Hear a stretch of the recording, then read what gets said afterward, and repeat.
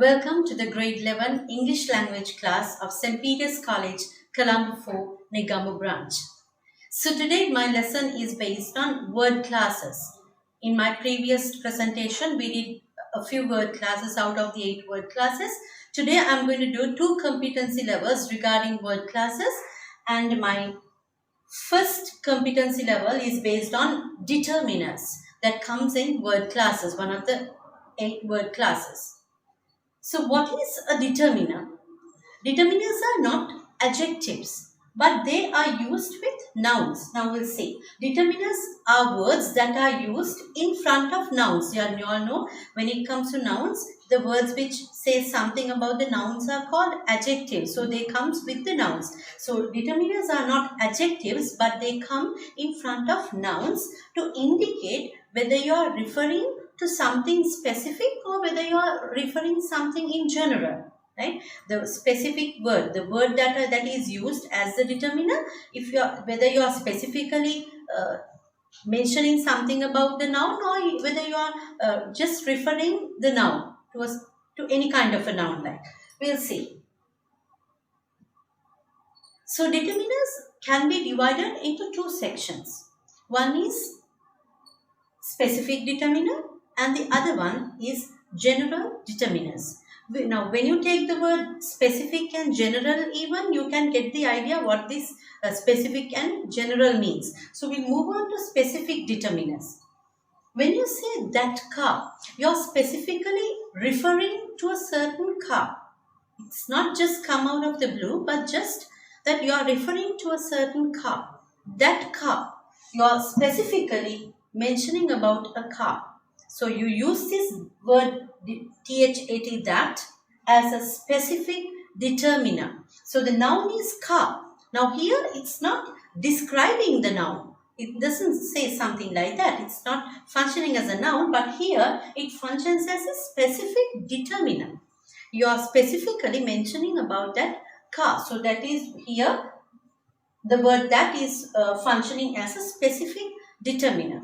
So now we are moving on to general determiners. What is general determiners? Something in general, we'll see. Something in common, like a car. When you say a car, you are not specific about a certain car. You are taking the word car as in general, right? So a common thing, like, so a car. So the article a functions as a general determiner. Now look at the example again. A car. So here it comes with the noun car, and the article a has been used as a general determiner. You are general about the word car. So basically, determiners, 2 sections are there. The categorization is specific and general determiners. When it comes to specific determiners, you are specific about the noun. You are specifically mentioning about a certain noun. But when it comes to general determiners, you are generally say something about the noun, right? Now, these are the examples in English language which includes as determiners. So, articles, you all know that there are 3 articles, a and the. So, those 3 articles can be used as determiners. And secondly, possessiveness. So, you all know, now here, I told you all, when it comes to possessiveness, you show the ownership. My, your, their, his car. Likewise, you are specific about something, right?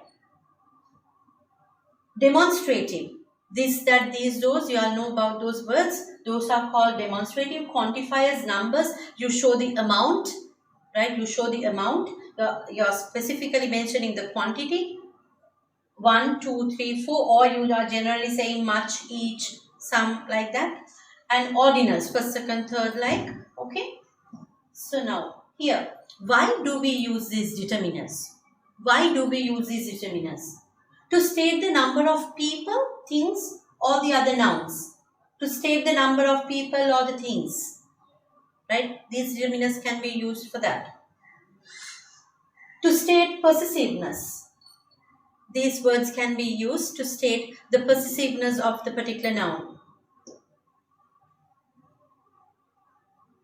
To specify someone or something, you are specifically mentioning her, his, like you're specific about something or someone. To state how things and peoples are distributed, right? For your, whether it is given the first chance or the second, third, like that. So to state the difference between nouns. So these are the various situations where we use determiners, right? So I will refer the determiners again. Articles, possessiveness, demonstratives, then quantifiers and numbers are there, and then ordinals. So these are the different determiners which we can use in these situations, right? Okay, here I have given you 10 sentences where you can use determiners. Children, when you use these determiners, there is not, you don't have to take a specific determiner for the sentence. You can read the sentence, take it to your head, and you can come up with any determiner that is suitable according to the situation, right? Okay, we are moving on to the first one. We need bananas. So we need a few bananas, we need lot of bananas, we need many bananas, we need 5 bananas, something like that. So it is not specific for the answer, the determiners. You can, according to the situation, according to your preference, you can change the determiner, right? Next one, you can't buy any posters from the shop. You can't buy any posters from this shop. Next one, we haven't got any oranges at the moment. We haven't got any oranges at the moment. Peter has bought an English book, right? Peter has bought an English book. Next one. She always takes a little sugar with her coffee, or else she always takes a lot of sugar with coffee, like me, right? Which is not good actually. Next one. I have seen blank nice postcard in this souvenir shop. I have seen a nice postcard. Yeah. Next one. There aren't any folders in my bag. Next one.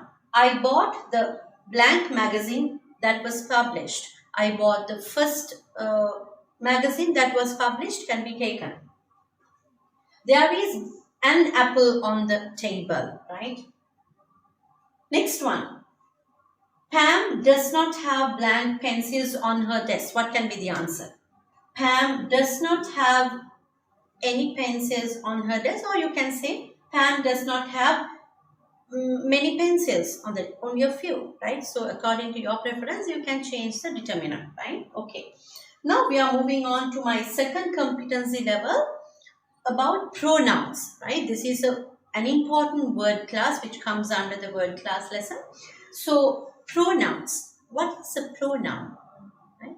A pronoun is a word which we use instead of a noun, right? Rather than repeating the noun in a paragraph, right? You take pronouns, right? So instead of the noun, in order to minimize the repetition, right?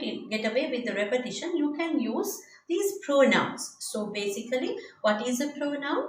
A pronoun is a word which we use instead of a noun, right? Pronouns are words that they take the place of nouns, right? We often use them to avoid repeating the nouns that they refer to. Now, if I mention about a teacher, right? So without saying all the time the teacher did it, you can say she, right? Likewise, you can change the noun into a pronoun, and you can minimize the repetition, right? Okay. Pronouns have different forms for the different ways we use them. So in a paragraph, there are certain situations, right? If you write a paragraph about a teacher, there are different situations, right? So that means you have to use different formations of nouns, right? So that means pronouns, there are different forms, right? So you have to use these different formations according to the meaning, according to the place where you need to include the noun, right?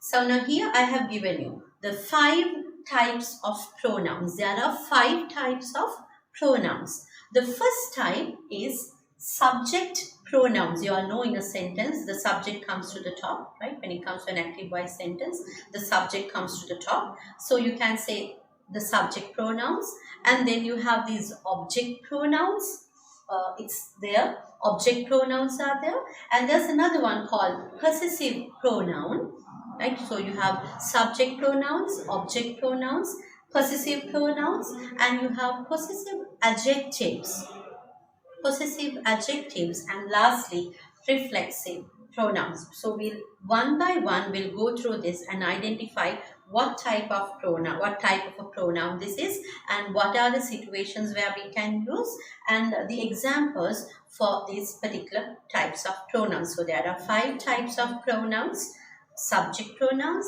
object pronouns, possessive pronouns, possessive adjectives, and reflexive pronouns. Okay, first we'll move on to subject pronouns. Now pronouns are words which we use instead of nouns. So what is a subject pronoun? What is the subject? So now you know what the pronoun is. So what is the subject? A subject is a person who is involved in doing the action, right? The doer of the action, which comes to the top. So what is a subject pronoun? So subject pronoun is a pronoun which we use instead of the subject. Subject is the doer of the action. So if you use a pronoun for this doer of the action, that type of pronouns are called subject pronouns, and that comes to the top of the sentence. Keep that in mind. Okay, we'll refer to the explanation given. The person who is involved in doing the action is called the subject or the doer of the action. So when the pronoun acts as the subject, we call it as subject pronouns. Now here I have given you an active voice sentence. He opened the window. The verb is open. Who opened? He. So the subject is he, and for the person who has opened the window has been shown as a pronoun. So this particular pronoun functions as a subject. So we call it as a subject pronoun, right? So I told your children the subject pronoun comes to the top. So here are the subject pronouns, examples given for that. I, he, we, it, you, they, she. Those are the set of subject pronouns that come across. Okay. Right, we are moving on to the second type of pronoun, object pronoun. So now you know what the subject pronoun is. So it's easy, very simple. Object pronoun. So you know the object of the sentence, right? The receiver of the action is called the object, right? So object pronoun means the pronouns which we use instead of the object is called the object pronoun. It's very simple, right? Okay, when we use a pronoun instead of the object, we call them object pronouns. Example: the cat drank the milk. The verb is drank, the subject is the cat. The cat drank what? The milk. The milk is the receiver of the action.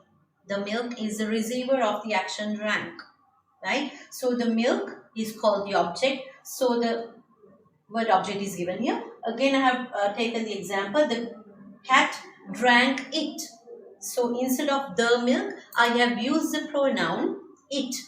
So when the pronoun it functions as the object in the sentence, this particular pronoun is called the object pronoun, right? So now here I have taken the object formation of the pronoun, right? Me, instead of I, subject pronoun, it was I. So now here it is function as me.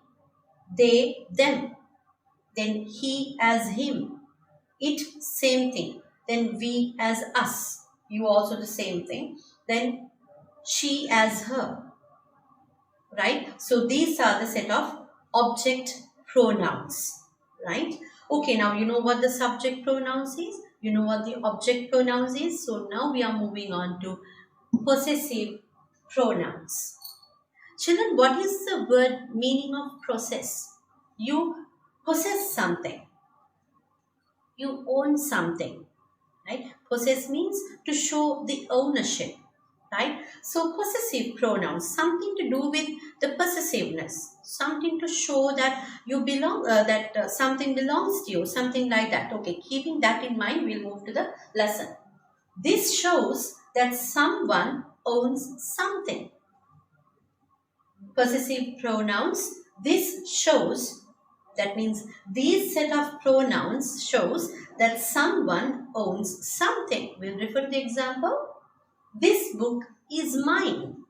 This book is mine. You are referring to yourself. This book is mine. The word mine shows that you possess the book. So this particular pronoun shows the ownership. So such pronouns are called possessive pronouns. So the pronouns which shows the belongingness, the ownership, is called possessive pronouns. Okay. So here I have given you the set of possessive pronouns. Mine, hers, yours, their, its, ours, and his. Right? So these are called possessive pronouns. Please refer to the examples given again. Mine, ours, his, its, hers, yours, and their. So these are called possessive pronouns, which shows the possessiveness. Okay. Now we are moving on to the fourth one, possessive adjectives. So now you have the same word here, possessive, and there's another word called adjectives. So we'll just move on to the meaning of the words. So you know now, you know the word possessive, that you possess something, that shows the belongingness. And what is an adjective? Adjective is a word which says something about a noun. Or an adjective is a word which adds more colors to a noun, or which describes a noun. So that is called an adjective. So what is this combination? What is this? So now we are learning about pronouns. So yeah, we are learning about pronouns. So what do you mean by this? Adjectives. We'll see. This is used with nouns to show possessiveness, or the ownership. Right? This is used with nouns to show possessiveness or ownership. That is called the possessiveness. It also functions in the same sentence as an adjective. So what is that? That means there is this particular pronoun which functions in the sentence in two different ways. Right? The pronoun functions in two different ways. What are the two different ways? It functions as an adjective, and also it shows the possessiveness, shows the belongingness. So there are two ways that it functions. We'll move on to the example and say, this is my pencil. When you say this is my pencil, the pronoun is mine. So this is my pencil. You say that the pencil belongs to you. You say that the pencil belongs to you. This is my pencil. And also, you say something about the pencil. It doesn't come out of the blue. Either you say something about the pencil. This is my pencil. So the word my in that situation functions as an adjective because it says something about the pen. Is that clear? So here, this is my pencil functions in two ways. One, it shows the possessiveness. It is my pencil. And my pencil, when you take the phrase my pencil, the noun phrase my pencil, you say something about the pencil.